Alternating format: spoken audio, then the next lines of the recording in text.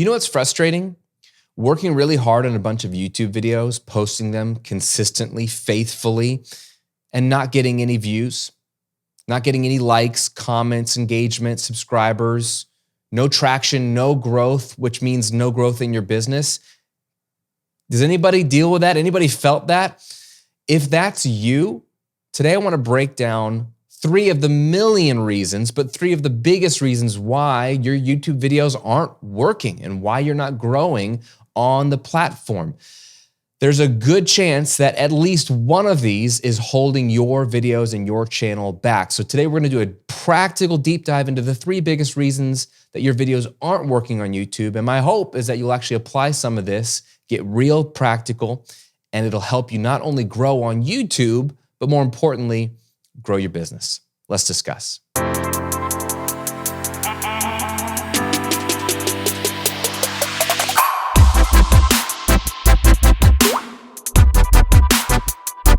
Welcome to episode 136 of The Graham Cochran Show, where I'm here to help you build your online business, work less, and live and give more to the things and people you care about.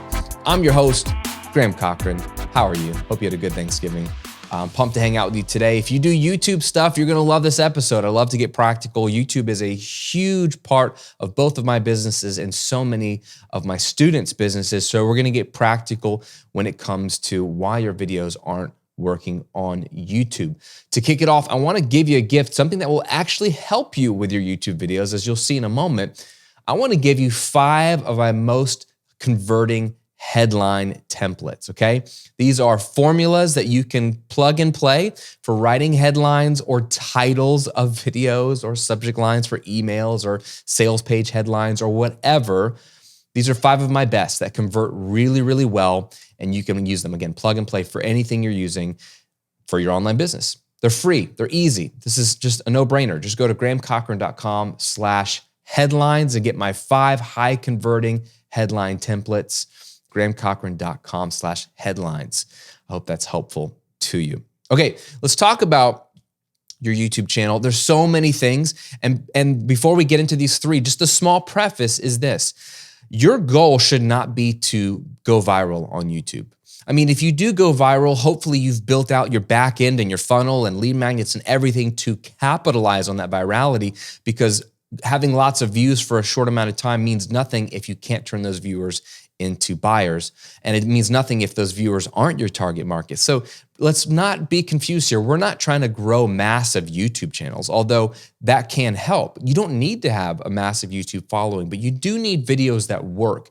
And you do need to get discovered on YouTube, because the point of YouTube is not to become famous and to become an influencer. The point of YouTube is a discoverability engine to get leads. Right? Every business needs leads. Every business needs potential future customers. So you could buy leads by running ads, or you could get leads organically for free by creating searchable, discoverable content on YouTube. So keep that in mind. We're just trying to get fresh leads, and that's why we need our videos to convert. You don't need a ton. You just need the right amount of steady leads. So 3 reasons why your YouTube videos aren't working and what to do about it. Number 1, bad headline or thumbnail. You can see why I led off with giving you 5 of my best headlines as a gift. One of the biggest reasons why your videos aren't working is that it's just not a good headline and it's not a good thumbnail, and they do go together, okay? They go together. So some practical stuff here with headlines. Don't overthink this, but a good headline on YouTube should make a promise. Here are a couple of options. They should either make a promise, should open an information gap, or create curiosity. Either make a promise, open an information gap, or create curiosity. So make a promise, very simple. If you're teaching people how to lose weight, you might say, how to lose 30 pounds in the next 30 days. Okay, well, that's a promise, right? Promise-related headlines, and there's nuances therein, but promise-related headlines share a benefit, a promise that people want. They promise to teach you something, to give you something, to show you how to achieve something, right? Very straightforward, and there's lots of ways to do it. And we use these types of headlines with sales copy, with emails, with launches, with lead magnets, right? promise them something. Give them a reason to care. So promise-based headlines are important. So don't just say, for example, foundations to losing weight. Oh, it's so boring. Like, get rid of the word foundations. Nobody really wants foundations. They want the secrets. Like, a better word would be secrets to losing weight, or even better, the 3 secrets to losing weight, or even better, the 3 secrets to losing weight while eating anything you want, right? Like, now we're making a better promise, or more specific. Like, it could be like my early example of a specific amount of weight loss in a specific amount of time. So again, make a promise is a great classic YouTube headline. So look at your YouTube titles. Are they making a promise? Or are they opening an information gap or creating an information gap? What is an information gap? An information gap is simply when you have, you open the idea of something happening or presenting a solution or giving an answer, you open it so people go, oh, I need to close the gap. And to close the gap, they have to click on your video to figure it out. Like, a lot of people are doing titles like this. They used to make fun of my music until I pressed play on this song, and it's like a setup of like, well, what did the song sound like? Or, they thought I couldn't sing until I opened my mouth and they heard this. And you're like, oh my gosh. I mean, that's really cheesy, but you see the idea is like, you're planting an idea in their minds, but they need to close the gap. And to close the gap, they have to watch the video. It could be a lot of times with news, people are doing this. I'm seeing a lot of news outlets write headlines like this that they don't give you all the juicy goods in the title. They'll say something like, President Joe Biden says blah, blah, blah, blah, blah. NBC reporter immediately regrets this, or NBC reporter gets him on this. It's very much like, what did he get the president on, or how did he foil the president, or what was the thing? We need to close the gap. So sometimes what I'll do with educational type content is I'll do something like a list, the 3 reasons why your YouTube videos aren't performing. That's opening an information gap. Okay, my YouTube videos aren't performing. Graham thinks there's 3 reasons. What are those 3 reasons? I need to close the gap.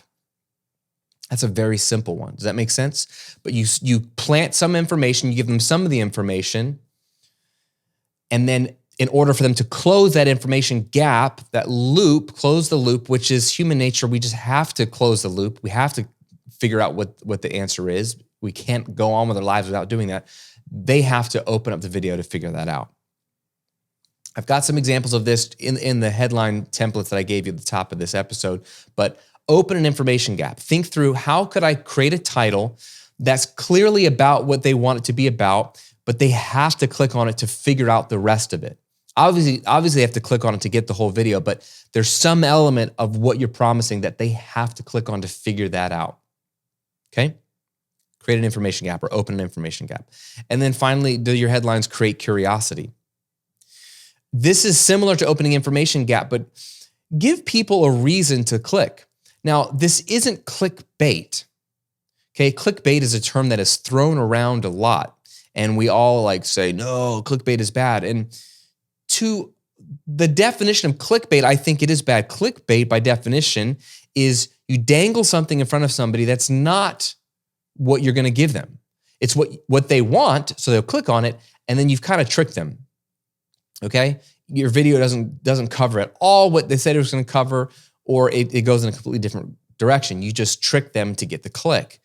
That's not what we're doing here. We want to give them a reason to click. We have to give them a reason to click. We can't just say, well, I'm not going to do clickbait, so I'm not, if they don't want to watch it, they're not. Come on. You have a business to run, right? You have to give people a reason to click. It's your duty. Otherwise, you're just a bad business owner. But you don't have to trick people. So you do have to have curiosity, right? Curiosity, we're addicted to curiosity. We have to scratch that itch. So it's fun to be a little curious, right? So I'll give you an example of an information gap and a curiosity headline that I did recently in one of my YouTube videos. I'm going to open it up here to get the exact title. But I did one where I was doing a video on Kajabi on how to use the new coaching platform on Kajabi. It's a new feature, and I wanted to show people how to do it. But I always want to take it a step further. I don't want to just show you the new feature. I want to show you the strategy about how to use the feature to make a lot of money. So I was doing a video on the Kajabi coaching feature, and here's the title: Kajabi Coaching, my $100,000 coaching strategy. Okay? Well, that's part information gap because, it's a $100,000 coaching strategy? Well, what is the strategy? I have to know. I didn't know there was one. And then it's also creating curiosity. Wow, it's $100,000. Is Graham doing $100,000 in coaching? What does that mean? Is that like in one client? Is that per year? Like, I have to know what he means. And it's also a promise-driven headline. I'm promising to share with you my $100,000 coaching strategy, especially if you're a Kajabi user. So it's almost combining all three: making a promise, creating an information gap, or creating curiosity. Let's talk about thumbnails. You do not have to have the best thumbnails in the world, but a lot of people's thumbnails are awful. We know, because of the data, that thumbnails that have human faces work best. Thumbnails that show emotion work best. They certainly work better than thumbnails that just have stock imagery of people, people around a conference table or people holding a coffee mug. Like, just stock imagery we don't connect with as much as the human face of usually the content creator in the video with some kind of emotion, like, oh my gosh, what's happening? That's why you see stupid emotional reaction faces, myself included. There's something about like the emotion that we connect with. We notice it. Keep that in mind. Also, we know also that with thumbnails, high contrast from foreground to background. So that's why you'll see a lot of times the human person or body or face cut out of a background and put on a clashing, contrasting, colorful background. Or even better, the face or the person cut out and then the background is blurred, right? So it's blurred out. So it looks like there's depth of field. I see the person in focus, the background is out of focus, right? That contrast of the foreground to the background with the person to the background is huge. The reason why these things work and why it's important to your videos working is that the way people interact with your content on YouTube is thumbnail first, headline second. So they're scrolling either on their phone, which a lot of people are nowadays. A lot of YouTube videos views come from mobile, or online on their computer, but they're scrolling and they're seeing the thumbnail first. So you have to have a thumbnail that catches their eye. Now you can do this by taking your clothes off or doing something, like drastic. We don't want to do that. We still do want to pop by having high contrast or bright colors or emotive faces, humans, those kinds of things. They're going to see that first, and then they're going to read the headline second to get context for the thumbnail. So that's how they go hand in hand. Thumbnail first, headline second. So if they see a thumbnail that they notice, good job, step one. And if they read the headline and it has a promise or creates an information gap or creates curiosity, they're going to click. So now you see how it's working. So when it comes to thumbnails, keep in mind that, again, they have the headline to give them the context. So you don't have to have any text on the thumbnail. Or if you want some, we go by the 3-word rule. The last 6 months, we've been really dialing back our thumbnails. So they were more text heavy. Now we're going to 3 to 4 words. Can we just have 3 words that ideally create curiosity or connect with the headline so they can read the headline or the title for the rest of the clarity? So that's, as far as people engaging with your videos that are there, those are probably the biggest reasons: bad headline or thumbnail, or they're not working in concert together as to why people aren't clicking on your videos, right? That's the impression click-through rate. They see the video and they don't click on it. That's probably why. It's bad headline, bad thumbnail. But let's go a layer deeper. More important than the headline and the thumbnail, honestly, number 2 reason why your videos aren't working on YouTube is that they're not on a topic that your audience cares about. The most important thing with YouTube, and the only way to grow on YouTube, is to make videos that people are actually searching for. Not videos that you want to make, videos that people are searching for. Why? Because YouTube is a search engine. Before it's any kind of social media platform, which I don't really view it as a social media platform, although YouTube is trying to make it that, at its functional core, it is a search engine. It's the number 2 used search engine in the world next to Google. It's the number 2 visited website in the world every day next to google.com. So people go to YouTube to search for things. So if you understand that, then you understand this is how you get discovered on YouTube. Oh, you just make videos that people are searching for. Not just what you think they want, what they're actually searching for. How do you know that? Here's 2 simple tools you can use to figure out what people are searching for. Number 1, you could start with the YouTube search bar.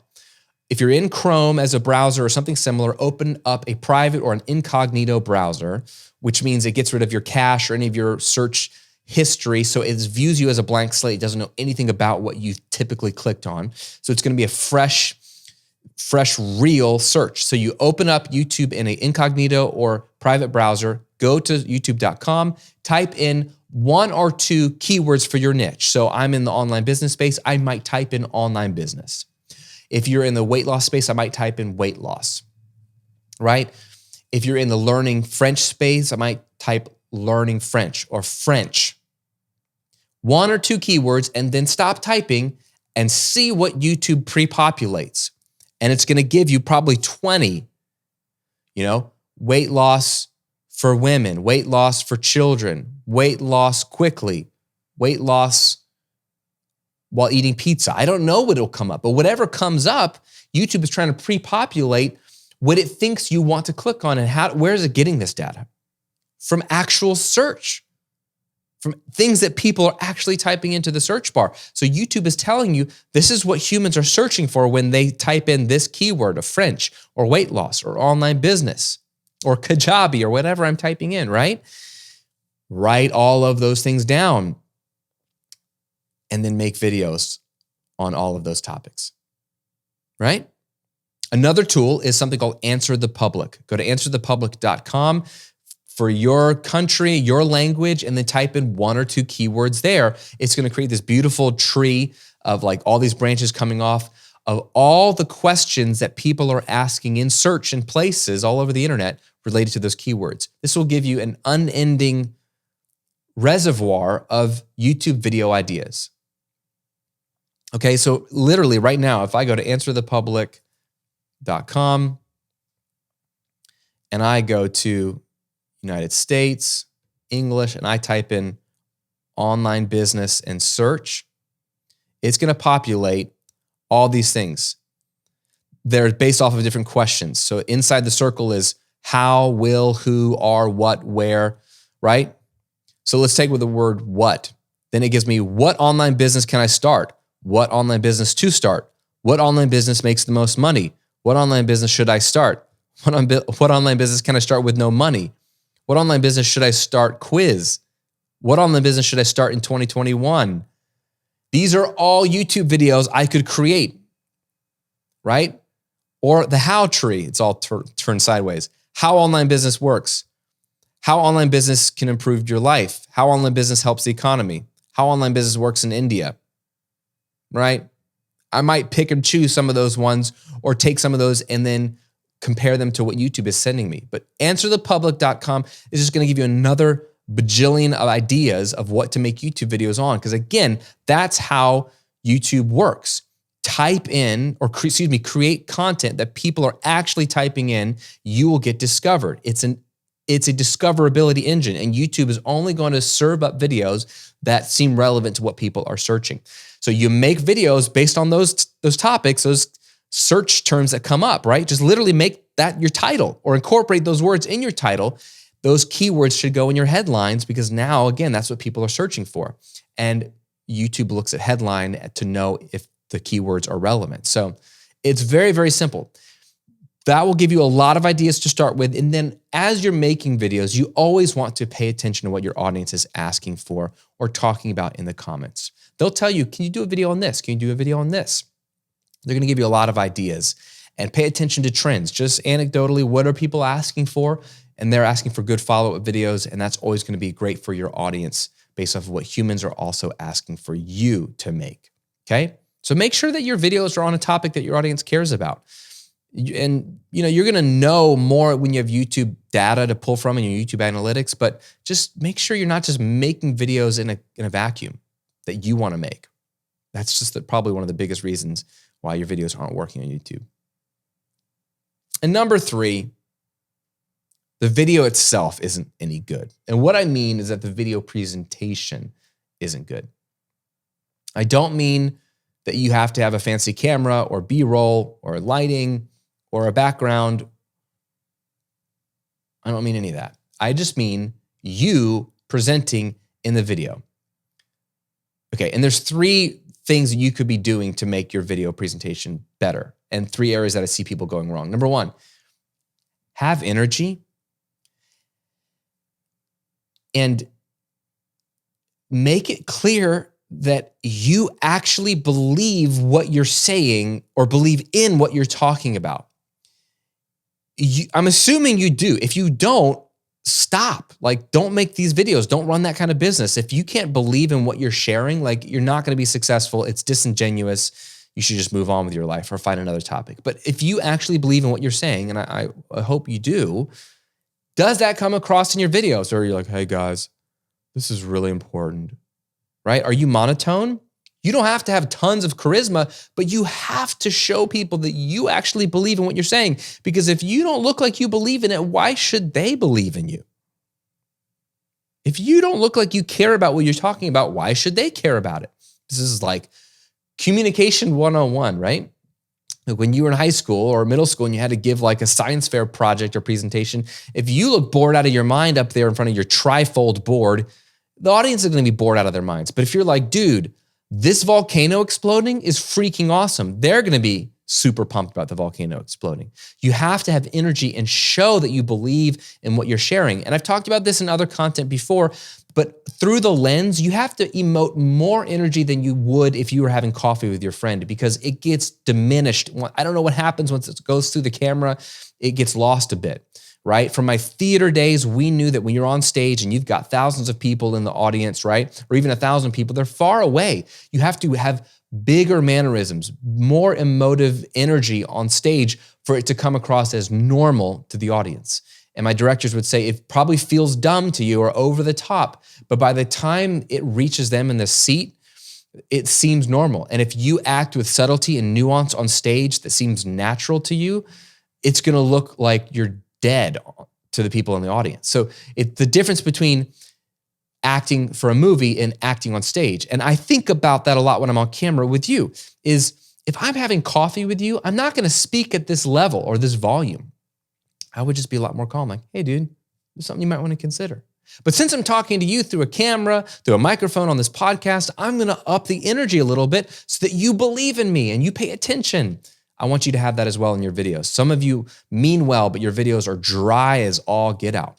Number 2, with video presentation, you got to have organized thoughts, right? You can know everything about your subject, but if you cannot organize your thoughts in such a way that you can deliver the material methodically in a linear fashion so that your audience can absorb it and then more importantly apply it, good luck having your videos connect with people. They're going to be like overwhelmed, or they're not going to be able to follow you. It's going to be confusing, all that stuff, right? You have to become a master at organizing your thoughts. So if you know you want to share an idea or you have a topic, don't just hit record. Organize your thoughts. Here's a simple framework. Have 3 main points. Like a good Baptist sermon, have 3 main points. There's something magical about 3 steps, 3 points, 3 myths, 3 secrets, 3 ideas, 3 questions to ask. 3. 1, 2, 3. Beginning, middle, end. You can have more than that, sure, and it can work, but there's something magical about 3 that it's enough variety that people think there's depth there. It's not just 1 idea or 2, but it's not too many that people forget all of them. 17 ways. I've done some of those. But only if it's necessary. 3. So organize it in 3. And then have an introduction and a conclusion. Very simple. And know what your call to action is going to be. What lead magnet you want them to download, or what question you want them to answer in the comment below. Just organize that, bullet it out. You don't have to have it all scripted out. I just work off of bullet points, right? If you want to get real meta, I had 3 main bullet points for you today. The 3 main reasons why your videos aren't working, and then I had subpoints for those. 1, 2, 3. Works really, really well. So organize your thoughts. And then here's a final thought with your video presentation. The more you teach, the more you'll understand this as being important. But a lot of people's video presentations miss addressing the 3 types of learning profiles, and they miss doing this at the beginning. There are what people, how people, and why people. And you have to address all 3 of those people at the very beginning of your video. You have to address what you're going to cover in the video, how it's possible, and why it matters to them. Some people just want to know what you're going to cover. In this video, we're going to cover, how to lose 30 pounds in the next 30 days. Okay, great. Let's get into it, Graham. I'm ready. That's good for the what people, but it's missing the how and the why people. Some people are how people. They might hear that we're going to cover how you're going to lose 30 pounds in the next 30 days, but they're going to be skeptical. How does that work? So then you have to share in the introduction, hey, in this video, we're going to cover how to lose 30 pounds in the next 30 days using the power of intermittent fasting. Oh, okay. That's okay. Interesting. I want to know how that works, but that's the how. I'm curious now. That's going to help the how people. But then a lot of us miss the why people. We're just all about what it's going to be and how we're going to cover it, that we forget why they should care. And that's good in general for any kind of content or sales copy, but there are some people who will not continue down the road with you if you have not given them a reason why. Okay, in this video, I'm going to cover how to lose 30 pounds in the next 30 days using a strategy called intermittent fasting. This is so important to you because it will allow you to achieve your weight loss goals without having to stop eating any of the foods you don't want to stop eating or going to the gym. It's the easiest thing you can do to lose weight quickly. Okay, that gave me a reason why I should care about this video, because I'm not going to have to give up eating pizza or cereal. I'm not going to have to go to the gym. Graham said I'm not going to have to. Okay, I'll hang in there and see what he has to say. He gave me a benefit, gave me a reason why. You got to cover it. It's very simple. And the more you do this, the more natural it's going to be. But what this video is going to cover, how we're going to uncover that and get to that result, and why they should care. Just make sure you've asked yourself those questions and answered those questions in your notes before you click record, before you go. It's going to make the video that much more appealing to people at the very beginning to get them to keep watching, which is the point, okay? All that can help your video presentation, and I want you to ask yourself those questions. Am I covering all that stuff? Am I bringing energy, having organized thoughts? So there are the 3 reasons, big reasons why your videos aren't working on YouTube. Here's what I want you to do. I want you to go back over your last 5 YouTube videos that you've posted and look at them through these 3 potential pitfalls. How are my headlines and thumbnails? How are my headlines and thumbnails? Am I covering, creating curiosity? Am I opening an information gap in the headlines? Am I making a promise? Are my thumbnails, they have faces? Do they have emotion? High contrast from the foreground to the background? Do I have too much text on my thumbnails, right? Look at your headlines and thumbnails for your last 5 videos and be honest with yourself. Are these good? Look at the topics of your last 5 videos. Are they topics anybody cares about? When you type into a YouTube incognito, search browser or answer the public, are these highly sought after topics? Are these topics that your audience has been asking for you in comments? Be honest with yourself about the topic of your videos. And then your last 5 videos, look at the video presentation. Look at your energy. Look at your ability to organize your thoughts. Do you ramble? Do you go all over the place? Do you get off on rabbit trails and never get back? Are you giving them the what, the how, and the why in the introduction? Just look at the last 5 and just through the framework of those 3 issues and just rate yourself. How are you doing on those 3 and see is one the weakest area you can improve on? And let me know in a comment below what area you need to improve on in your YouTube videos from these 3. And again, to help you with the first one, with the bad headlines and titles, I want to give you my 5 most highly converting headline templates. Just click the link below if you're watching on YouTube or go to grahamcochran.com/headlines. I'm going to give you 5 that work really, really well. And these are plug and play templates that you can use. And what I really want you to do is unpack them and understand why they work, study them, and then see how other people are using these types of headlines as well in other YouTube videos, and then use them yourself. Try them out as a framework for your next video's headline or title and see if it doesn't help you get some more clicks. That's all I got for you today. Let me know if you enjoyed this episode in a comment below on YouTube if you're watching. And then if you're listening on Apple Podcasts, leave me a review and rate the show there. I always love to hear from you there. I check those as well. I know that so many of you are listening on your commute or while you do dishes or while you clean the house or while you run errands or whatever you're doing. Totally cool. I appreciate you as well. Hope you're staying healthy and safe. And I'll see you in another episode.